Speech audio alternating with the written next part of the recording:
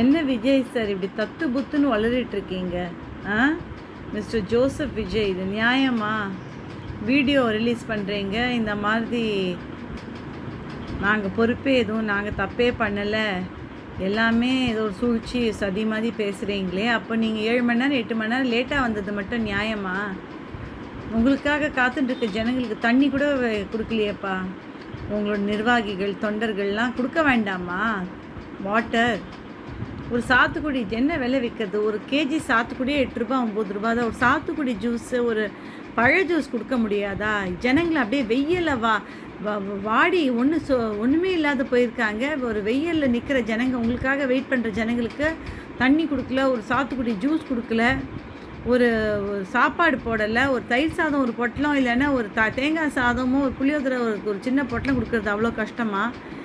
அப்புறம் ஏன் ஜனங்களை 7 மணி நேரம் 8 மணி நேரம் வெயிட் பண்ணுறீங்க? உங்களுக்காக வெயிட் பண்ணுறது தான் ஜனங்களோட வேலையா? ஒரு நல்ல தலைவர் வந்து தொண்டர்களை வெயிட் பண்ண வைக்கக்கூடாது. இதை நான் சில வேறு கட்சி இதில் மீட்டிங்ஸில் நான் பார்த்துருக்கேன். 4 மணி நேரம் 5 மணி நேரம் முன்னாள் கவர்னர் இல்லைன்னா பெரிய ஆள் நினச்சிட்டு அவங்க தொண்டர்களையும் நிர்வாகிகளையும் 5 மணி நேரம் 4 மணி நேரம் வெயிட் பண்ண வைக்கிறாங்க. பெரிய ஆளுன்னு நினச்சிட்டு அவங்களே. இதெல்லாம் தப்பு.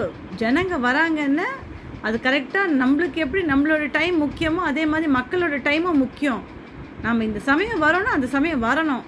அரை மணி நேரம் 1 மணி நேரம் முன்ன பின்ன ஆகலாம். சும்மா ஜனங்களை வெயிட் பண்ண வைக்கிறது பல கட்சிகள் இருக்கிற தலைவர்கள் இதை செய்கிறாங்க. இதை நான் ரொம்ப கண்டனத்துக்கு உரியது. இது ரொம்ப அநியாயம். ஐ condemn this habit of making people wait in the sweltering heat and making people suffer without water or juice or anything, making them feel hungry and miserable.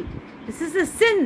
I condemn all political leaders who do such atrocities against ordinary people.